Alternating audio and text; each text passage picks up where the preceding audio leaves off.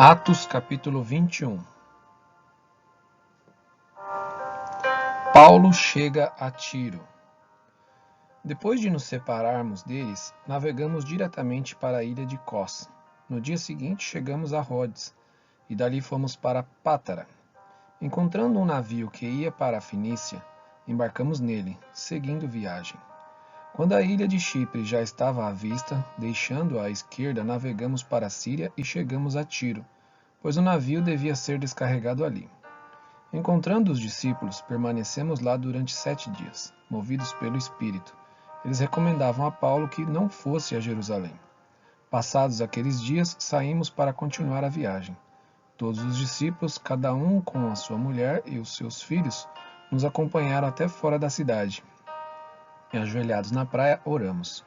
Despedindo-nos uns dos outros, embarcamos e eles voltaram para casa. Paulo em Cesareia.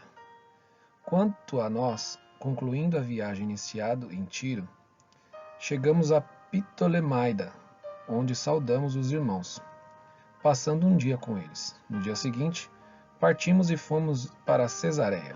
E entrando na casa de Filipe, o evangelista, que era um dos 7, ficamos com ele. Filipe tinha 4 filhas solteiras, que profetizavam.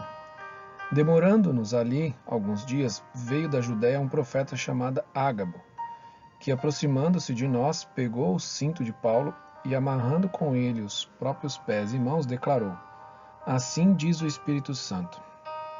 É isto que os judeus em Jerusalém farão ao dono deste cinto, para entregá-lo nas mãos dos gentios. Quando ouvimos estas palavras, tanto nós como os daquele lugar, rogamos a Paulo que não fosse a Jerusalém. Mas ele respondeu: O que estão fazendo, ao chorar assim e partir o meu coração? Pois estou pronto não só para ser preso, mas até para morrer em Jerusalém pelo nome do Senhor Jesus.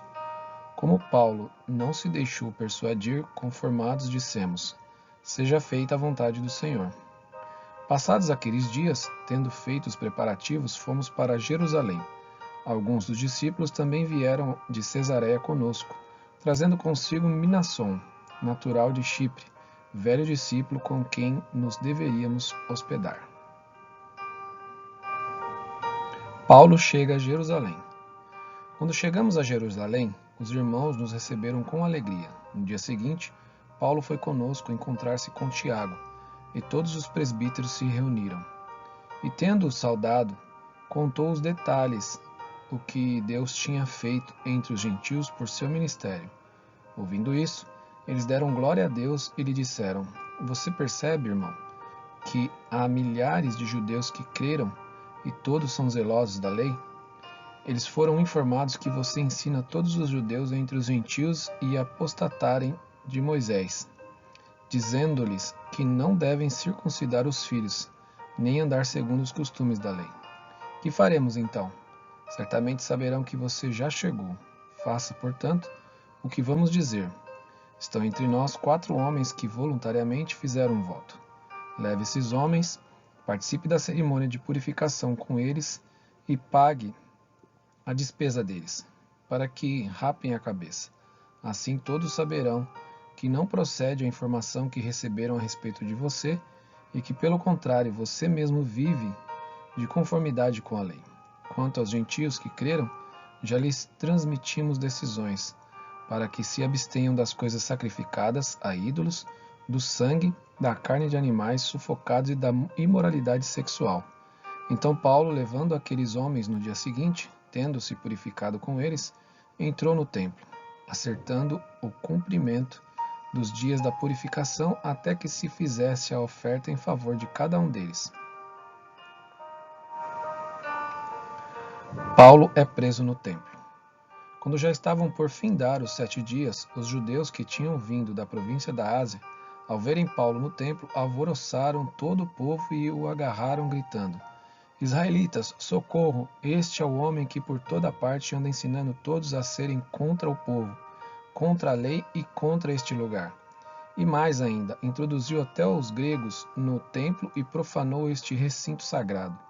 Disseram isso, pois antes tinham visto Trófimo, o Efésio, em sua companhia na cidade e pensavam que Paulo o havia levado para dentro do templo. Toda a cidade ficou em grande alvoroço, e o povo veio correndo. Agarraram Paulo e o arrastaram para fora do templo, e imediatamente as portas foram fechadas. Procurando eles matá-lo, chegou ao conhecimento do comandante das tropas romanas que toda Jerusalém estava amotinada. Então este, levando logo soldados e centuriões, correu para o meio do povo. Ao verem chegar o comandante e os soldados, pararam de espancar Paulo. O comandante se aproximou e ordenou que Paulo fosse preso e amarrado com 2 correntes.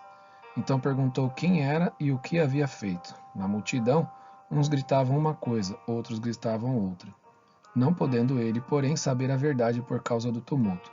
Ordenou que Paulo fosse recolhido à fortaleza. Ao chegar às escadas, foi preciso que os soldados o carregassem por causa da violência da multidão, pois a massa de povo seguia gritando: "Mate-o!" E quando Paulo ia sendo recolhido à fortaleza, disse ao comandante: "Seria possível dizer algo ao senhor?" O comandante respondeu: "Você sabe grego? Você não é por acaso aquele egípcio que algum tempo atrás começou uma revolta e levou 4.000 guerrilheiros para o deserto?"